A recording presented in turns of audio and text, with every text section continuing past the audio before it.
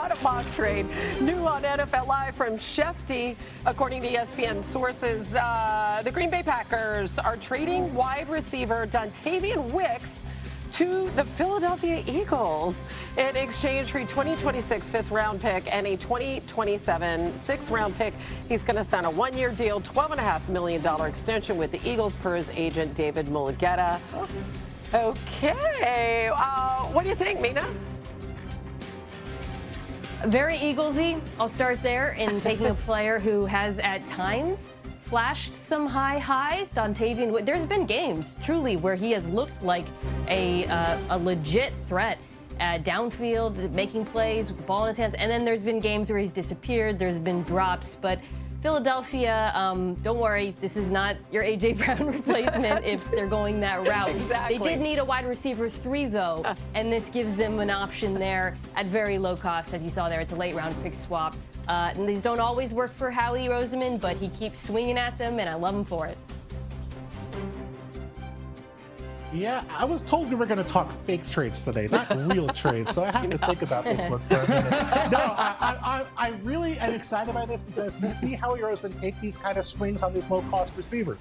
We saw it a couple years ago. They traded for Jahan Dotson, a former first-round pick, but a guy who was going to be making very little salary over the next couple of years to be their third wide receiver. A few years earlier, it was Dorial Green-Beckham. That move obviously did not work out quite as well. But it's this idea of, with wide receivers now making $30+ million a year at the very top. Even your Alec Pierces, your maybe borderline 1-2s making $28 million a year. There's real value in getting a rookie contract player, although Wicks is signing a one-year extension, even at $12.5 million for next year. That's not a ton of money for a player who can be, like you said, a difference maker for a few games a year. You don't have to be an every week star player to make that salary work at the NFL level at wide receiver these days. So I do think it's a logical move. A couple of day 3 picks, not going to be the end of the world.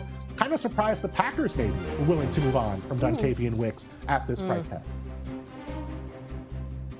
I think the Packers are fine with it. It's a very crowded receiver room. The joke a couple years ago was they didn't have a number 1 receiver. They had a bunch of number 2s. Well, some of those guys have been demoted to number 3, and Wicks is one of those guys. Mina mentioned the entire receiving core had problems with drops. Jordan Love, I think, lost the most yards to drops the last few years. It's been maddening to watch. But Wicks going to Philadelphia makes tons of sense. They're a traits-based team when it comes to these sort of flyers. Wicks has traits. Again, Mina said it, I'll reiterate it. Eagles fans, don't panic. This has nothing to do with A.J. Brown. Exactly. By the way, to your point, look at this wide receiver room, just how crowded it is.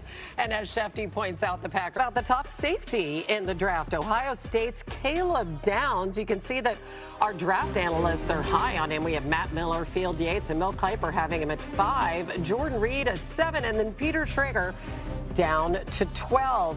Mina, do you think today's defensive schemes increase the value of a versatile safety like Downs?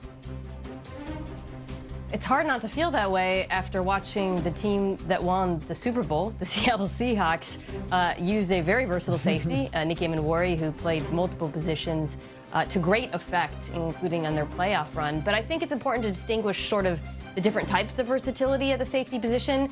Emenwari is closer to like a Kyle Hamilton, where you have him in the box. The versatility he brings is as a blitzer in addition to covering tight ends and running backs at times, versus safeties who play more the post, and you use that versatility to disguise your attentions post-snap. Really useful, again, something you see a lot increasingly across the NFL against quarterbacks to make them hold on to the football when they turn their back. Yeah, you mentioned Emenwari, and that is to me the really interesting part about how teams are approaching the safety position. The Seahawks take away the big plays, but you need a safety who can hold up against the run to do that. And Downs, to me, he's not an Emenwari, like you said, in terms of his physicality, but the intelligence, the ability to know where to spill the runs to where to fit the runs. If he's going to be playing on the line of scrimmage, his ability to tackle. He's a very good tackler as well. All of that adds up. Maybe move another safety into the box because you have a guy you trust playing center field in Downs. But that ability to play with your 3 safety set as your primary defense is something the vast majority of NFL defenses want to do. They want to keep that third linebacker off the field because all the great offenses, the McVay offense, the Shanahan offense, the Reed offense, all they want to do is attack that third linebacker over and over and over again with the passing game. So if you can pull that off the way the Seahawks did, safety is an incredibly underrated and incredibly valuable position. I'm with you, Bill. Safety is undervalued, especially in the draft, because teams don't define what it is well enough. You're basically a jack of all trades all over the field, and Caleb Downs is the epitome of that. 44 snaps last year at Ohio State at the line of scrimmage alone. He was the only guy in this draft class who had 100 snaps at basically every part of the field, in the box, in the slot, deep safety. He was all over the place. And to me, you guys mentioned how smart he is. It's the football education he got. He started at Alabama under Nick Saban, was smart enough to go learn from maybe the best DB coach in history. Then he goes to Ohio State, wins national championship under Jim Knowles, then gets an NFL education his last year with Matt Patricia. So he's done it all. He's played it all. He's seen so many good offenses. His tape is unbelievable. He rarely makes a mistake. But yes, ask the teams that passed on Kyle Hamilton whether or not safety is undervalued. Ask the teams that the 34 of them, 34 picks went by before Nick Eamon last year. And so I just feel like it's becoming a more no-brainer decision to take these guys as soon as possible because what they do as far as changing the picture of your defense. Yeah, but to your point, only 6 safeties in the common draft era, so we're going all the way back to the late 60s, have even gone in the top 5. We haven't seen one taken in the top 5 since Eric Berry back in 2010. We'll see if that changes this year. Meanwhile, Bill, we had a lot of fun with this yesterday, so let's do it again. So Bill put out his annual all-trades mock. He proposes trades for every single pick in the draft. I love it. So let's get into a couple. This one's fun. We're going to start with the Chiefs trading up to pick number 4 to get edge rusher David Bailey, Bill.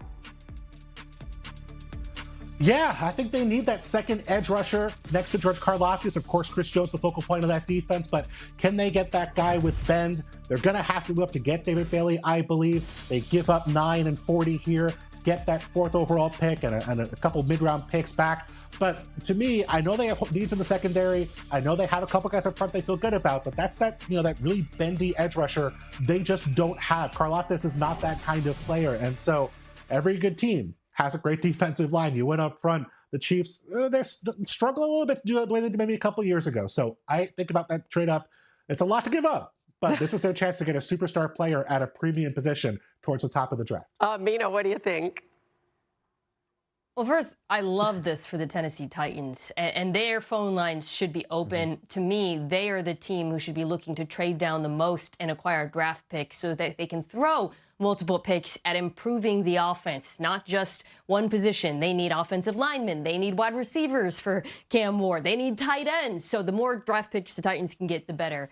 It is a lot to give up for Kansas City, and I think probably how you feel about Bailey determines that. But I will say this to Bill's point. They have multiple needs, but I do think the Chiefs are more likely to get impactful or starting level receivers and corners later in the draft versus the edge position. I have the top 3 in a tier, and there's a pretty significant drop off to the next one. So that would help justify this kind of move.